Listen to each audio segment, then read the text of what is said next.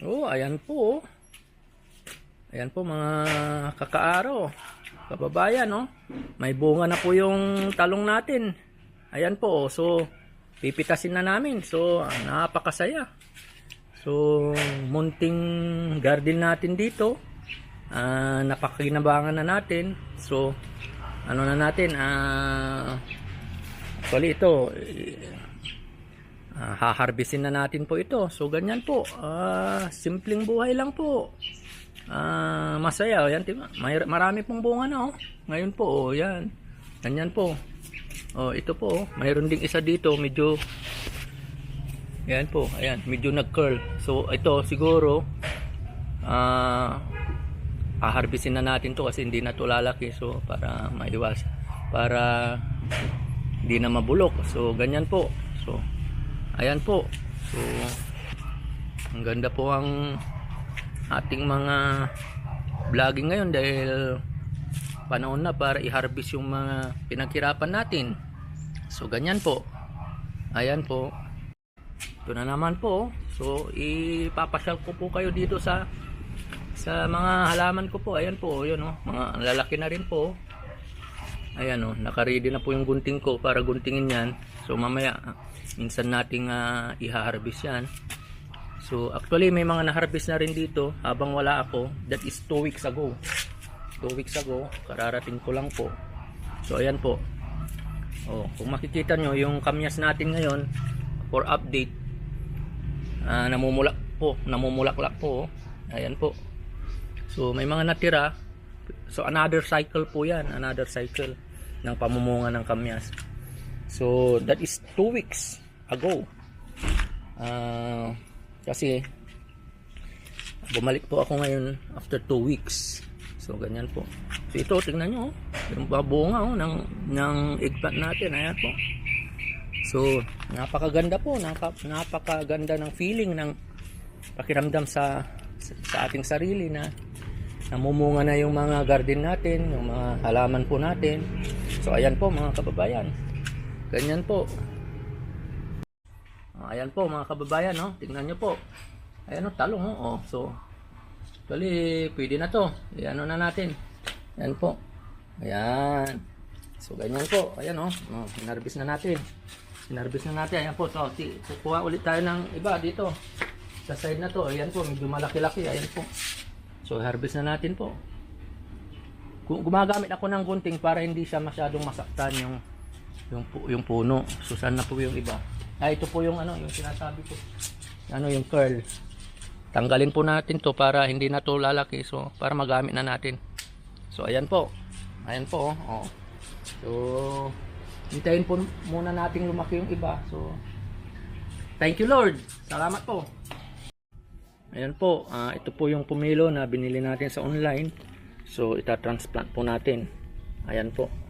Ganyan po nila pinackaging. So ayan po. So i-transplant po natin ito. So dito po natin itatransplant yung ano natin. So actually ito yung compost po to eh. Dadagdagan natin ng lupa sa ibabaw. Tapos saka i-transplant natin yung pomelo. So itong container na to ang pagtra-transplant natin. So ito compost na to, matagal na po ito eh. So ayan po. So ayan po, lagyan muna natin ng lupa para medyo maganda yung base ng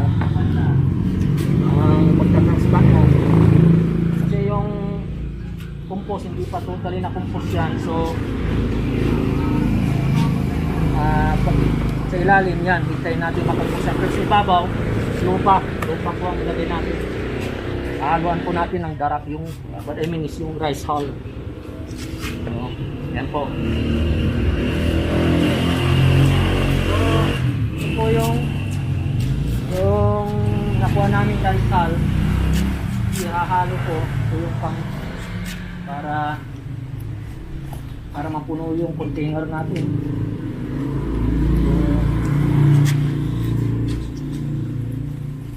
Po yung rice hull na so ilalagay ko dito.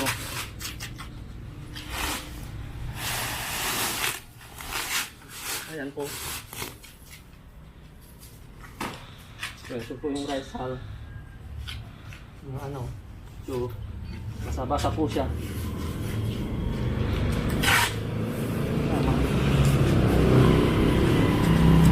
Haluan natin ng kunting lupa.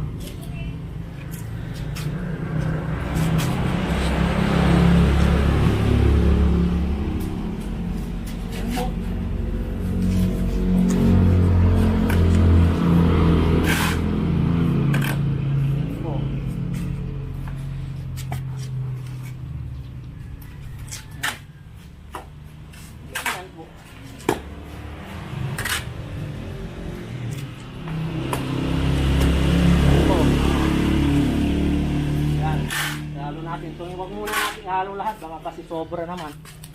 Kasi medyo nabibitin tayo sa lupa. Pamparami ko actually yung rice hull eh. Ayan po. Ayan. Ito po yun, yung nabili ko sa ano, sa online. So, dwarf pomelo daw to. So, for the records, dwarf pomelo ito.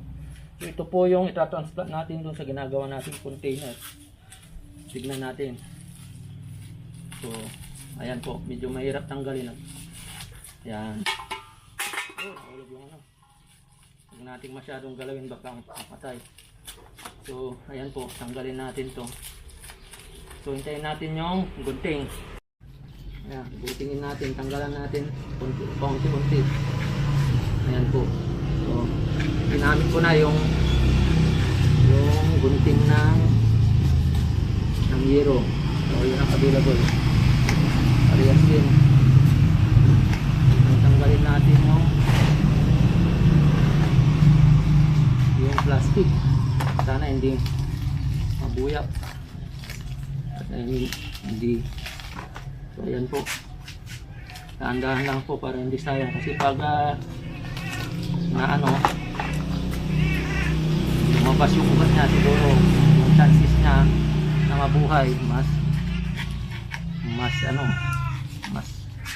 walang chance.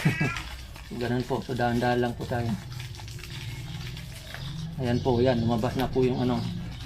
Tapos, ganyan, lumabas na. Ayan muna natin itong medyo rice hull. Ito. Yan. Yan. Tapos ito po. Yan po. Okay. Tapos lagay natin yung pakiabot nga po yung ano. Yung okay. Yan po. Tapos kunin natin siya po na po. Kunin natin yung ano. Ayan, lagay natin na ganyan. So, tabunan natin na ng rice hull. Ayan.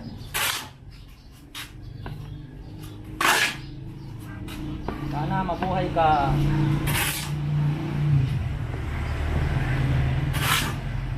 Ganyan po, pagka-transplant natin.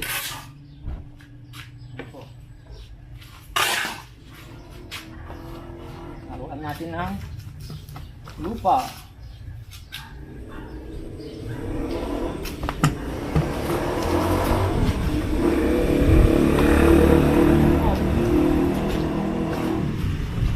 Yan, okay, nahalo na. Diba?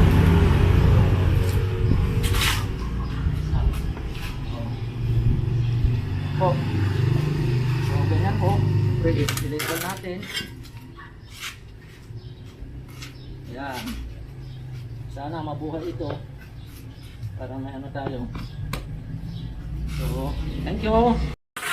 Ayan po, haluin natin kasi iba na po natin to sa ano, dito sa container para sa future use. Ayan po. Yan. Ayan natin. Yan, may mga worm pa. So, ito yung kailangan yung worm. Ayan, yung worm. Ayan. Worm, yun ang kailangan. para para karoon ng maraming nutrients. Ayan po. Okay. Ayan po. Ayan po, pagkatapos natin i-transplant, diligan po natin para dilig-dilig, para mabuhay siya ng matagal. So ayan po. Ayan po, lagyan mo natin. May ano po to, may kasamang sunrox po yung tubig niya for experimentation para ma-disinfect siguro. Yun lang po ang idea ko. So ayan po, ganyan po. Idea ko lang po yun, experimentation. Yan po, sana mabuhay ka ng matagal, my dear Pomelo. Ayan po.